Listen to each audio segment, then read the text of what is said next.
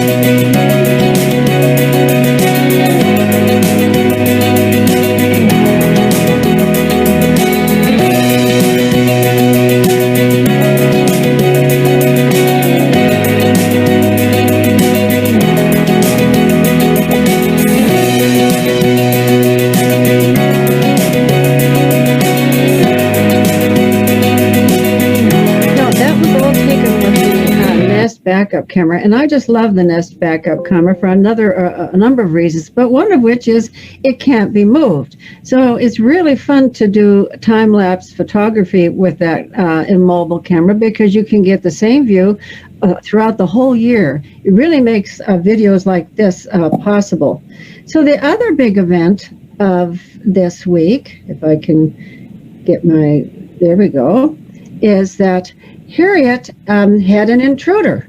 And it's not apparent to me whether this intruder was a male or a female, but I'm going to guess female. And the reason I guess it, a couple of things, is I didn't see a big difference in size, number one. And number two, she acted very defensive from the get-go. She saw this bird in the sky and hurried back to her nest to defend it. And I don't see her acting quite that way with the males.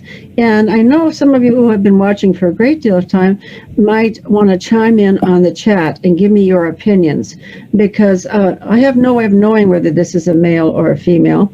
But I will say that she acted a little bit differently in my mind with regards to this defender. So I'm going to offer you two videos, one of the event from the regular Nest camera, and then I do a slow motion one from the Nest backup camera, and you can really see her actually attack the osprey, the intruder, on the head with her beak. She definitely wanted that osprey out of there. Let's see what we've got here.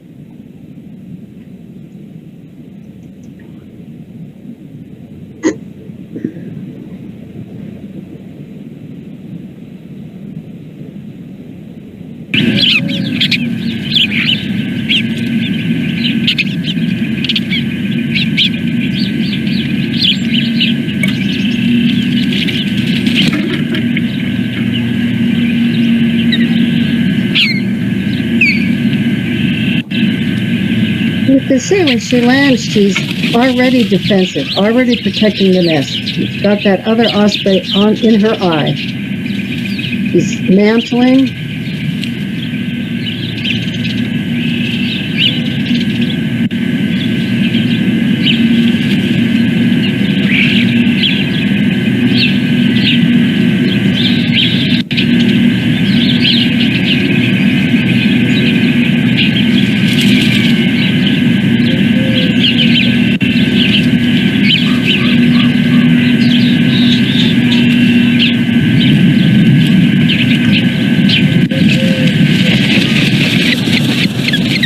You can't see it very well, but she actually bonks him, or her. But I don't see a real big difference in their size. Now, Harriet's making herself bigger. She's doing this mantling, but that's a nice sized osprey there.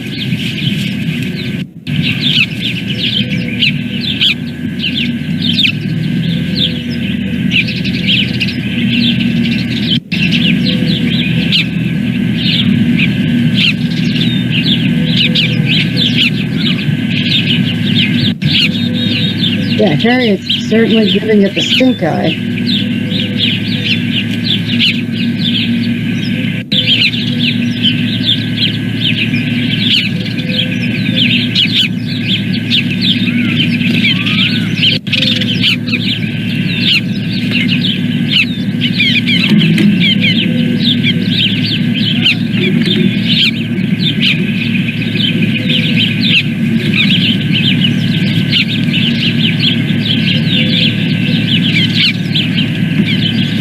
Go away, she says. Get out of here. This is my nest. Move on.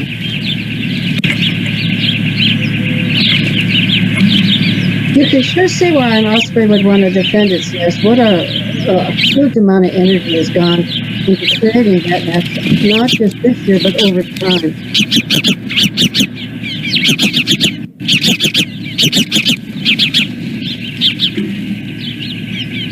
He's very wary of that bird, keeping an eye out.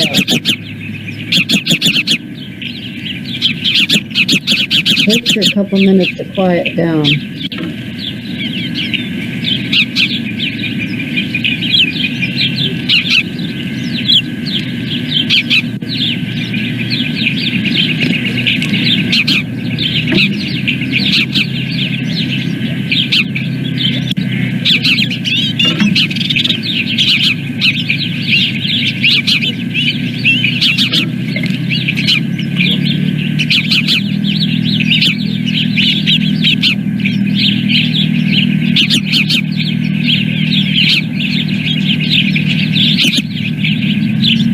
When in doubt, move the furniture.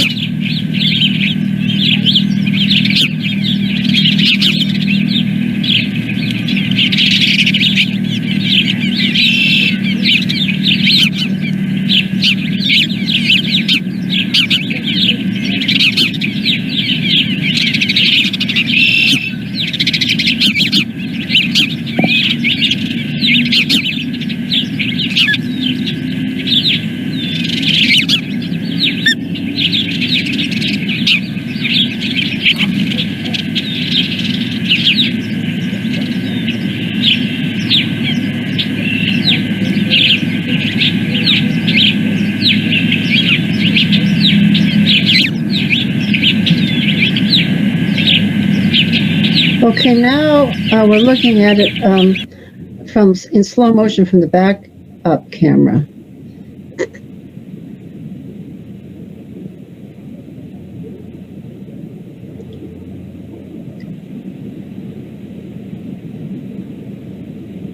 In this view, you can see her actually hit the head with her beak.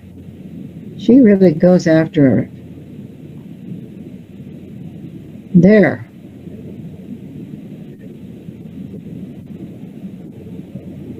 She's having none of it.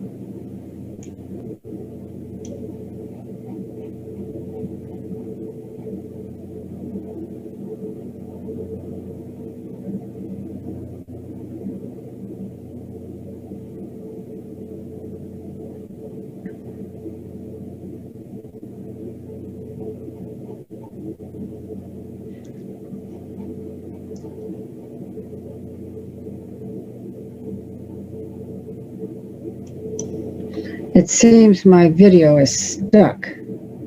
No, it's moving. It's just they aren't moving very much. That's slow motion for you. But you really do see a lot more in slow motion.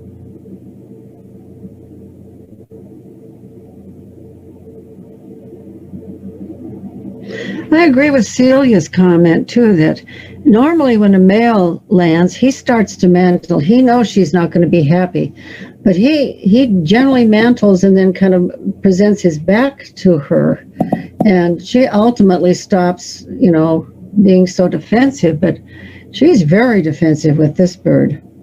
She just wants it out of there. And I could detect something of a necklace. And I was going back in the chat here, and it's clear that other people thought they saw something of a necklace when the bird landed. Boy, Harriet just shoos her right off of there, doesn't she? Like I said, I really like this camera angle because it gives you the whole valley, plus it's a stationary angle and allows me to do things like this, okay? Yeah, exactly. Chocolata, letting everybody know this is my nest and you're not welcome to it, so go away. Yeah. Okay, so that was the intruder, but then, you know, I don't know if you've noticed, but today, while everybody was having fun watching the rest of the Monday Social, Harriet was up there fluffing her nest, and we all know what Harriet fluffs her nest with, and that is my hay. And her trips have been really quick, so I think she's been going over to that winter field where the horses have been kind of ignoring their hay, so some of it's getting a little bit yellow because as the green grass comes up, the horses will prefer it and will just leave some of their hay aside. Well, this is great pickings for Harriet. And I want you to know in this video, I've got a fast forward again for this morning, that those little birds, those the basement dwellers, the sparrows and the starlings that live in the basement of the condo nest are up there doing their usual trick, taking whatever Harriet brings and taking it from the top of the nest and stuffing it into the bottom of the nest. These guys are thieves, but it seems to work for them. I wasn't able to add music. This is why I have to get James to help me.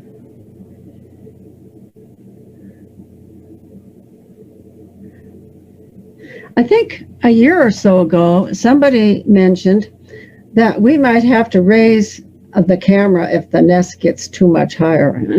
I kind of laughed at the time, but I'm beginning to wonder. I mean, that nest is really getting high. Look at it compared to the perch. The perch used to be quite a bit higher than the nest. No, Celia, I'm not singing. Unless you give me the name of a tune. You have to give me the name of a tune to sing. And you have to promise to sing along with me in your own apartment, your own house. Then I'll sing.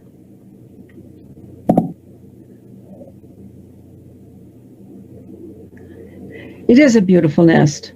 Just a gorgeous nest. She is a supreme nest builder, a supreme mother, a supreme defender. And you know, talking to Brandon this morning about how immature animals don't necessarily know how to take care of their young the first year, you can just see the huge value to the osprey population of having a bird like Harriet in it, because she has really contributed to the population.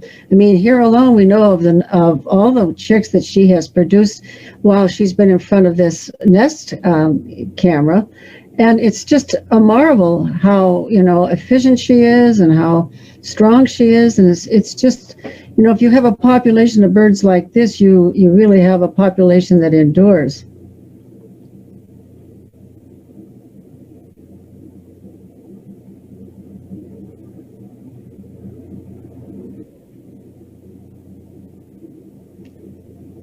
Yeah, her bird buddies do like it. This is a very symbiotic relationship that these basement dwellers have.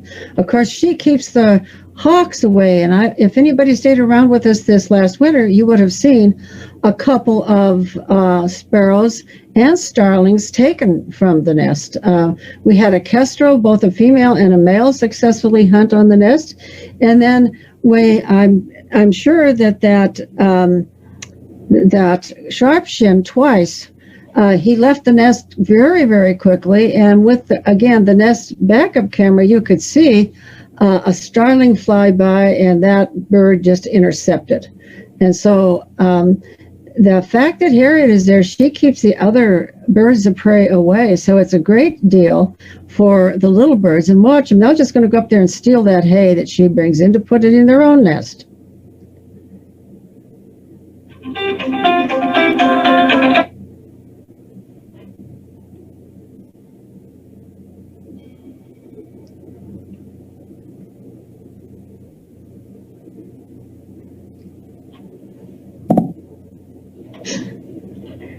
I have to say, Harriet's the queen of misshaped sticks. She's always bringing in sticks that have branches at right angles to themselves and pushing them into odd places.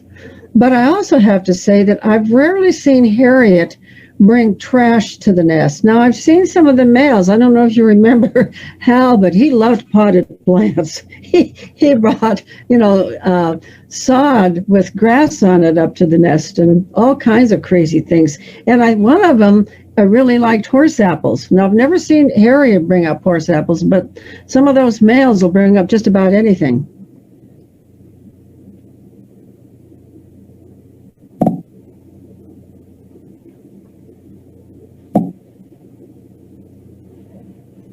Harriet knows what she's doing. She knows how to keep a clean house.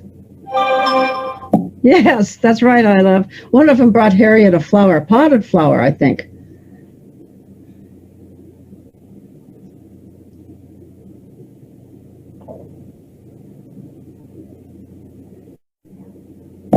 Yes, Hal and Ozzy both liked the horse apples. And you know, what I haven't seen as much since Ozzy died was both Harriet and Ozzy would bring up bark from the cottonwood forest, big slabs of bark, and then they'd strip it, and they would end up with this beautiful duff of stripped cottonwood bark. And I always thought that was so clever because cottonwood has some real medicinal qualities. But I haven't seen her do that since Ozzy departed. Look at those little guys getting up there. Very cheeky.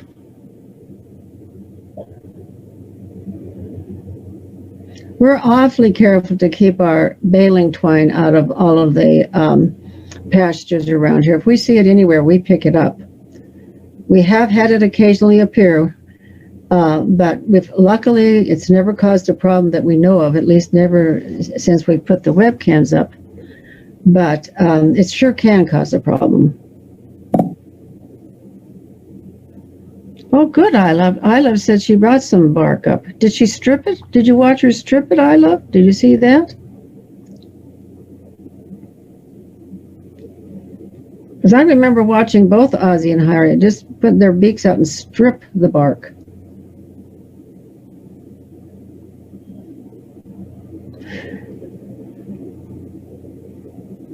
You know, James, right when it's time for the eggs to hatch, we might want to revert to this backup camera.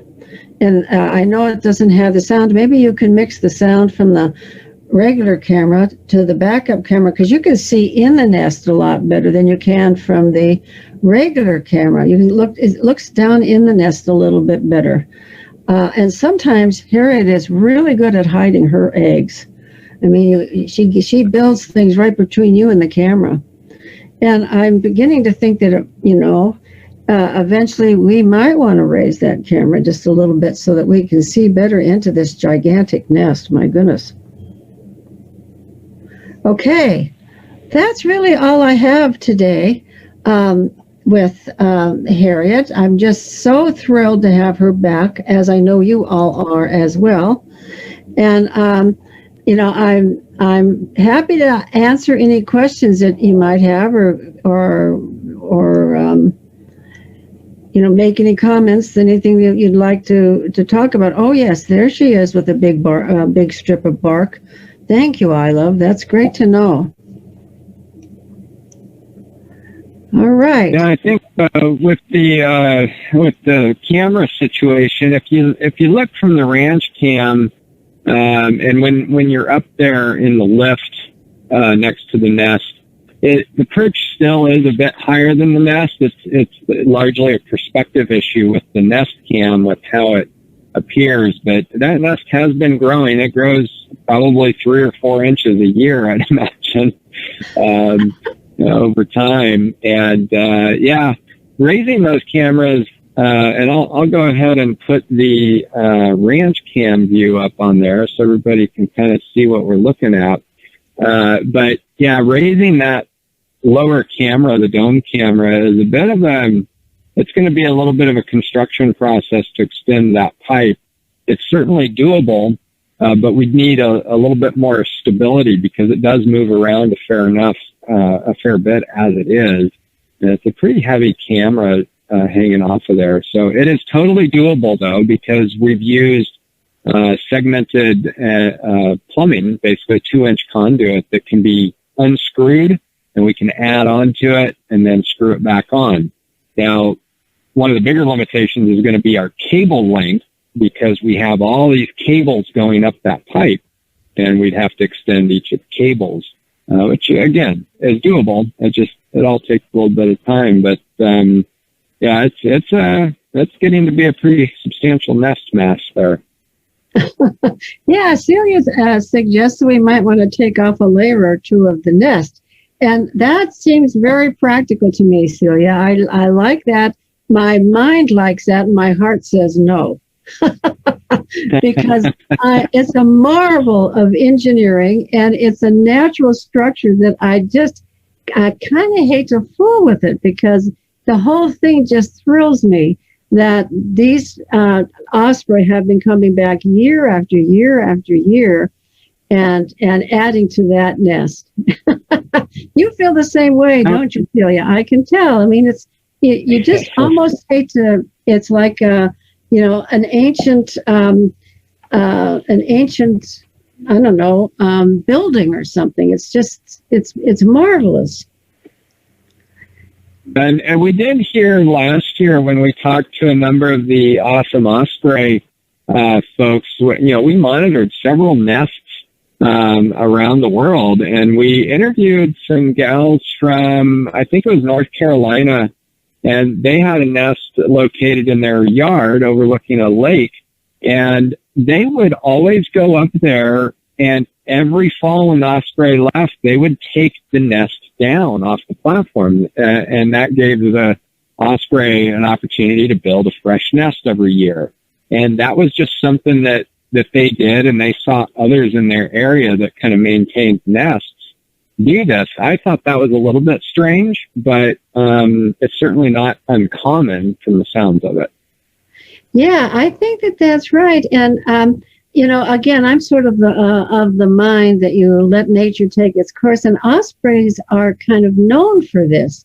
I have seen some nests that are bigger than ours, but I have to say that within Montana, our nest is one of the biggest. And I just, I kind of like the bragging rights, just to be honest with you. And I also love those little birds underneath. I just think it's such a marvelous ecosystem that they've built up there. Yeah, it's pretty neat to look in there and all the little bird condos that are under there, and the sounds that come out of that nest, and it's a pretty robust ecosystem in there. It is, and I'd hate to kind of fiddle with it. I sort of just love the fact that this has been something that they've been at for all of these years, and it kind of thrills me to watch it grow. So as long as I'm in charge, I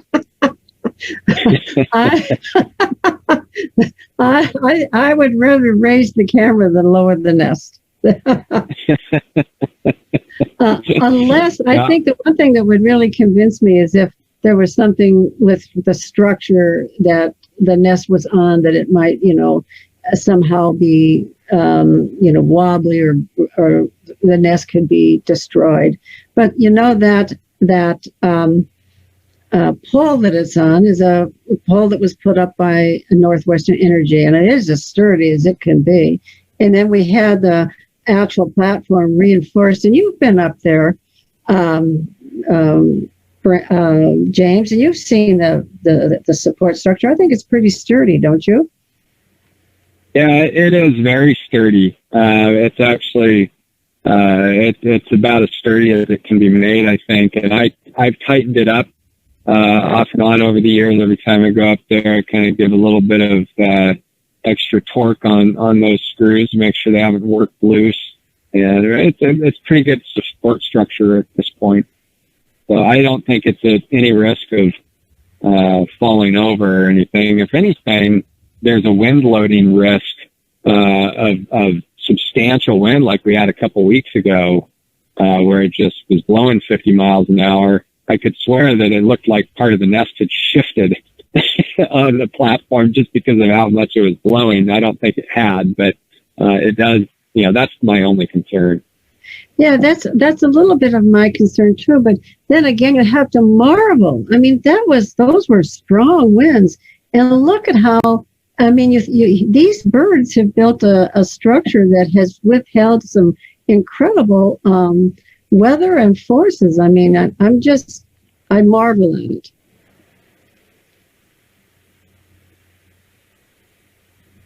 Yeah, you're right, Celia. I did cry when we thought we were going to have to take the nest down because it was tilting. And then I talked to Tamar's husband, Justin, and he came out with these 4 metal structures that he put to the ends of each corner of the platform that the nest is situated on. And I think those are really sturdy. I don't see that ever happening again. So I think the biggest fear for this nest is it being blown over in a really, really bad wind. And I will put it in my will.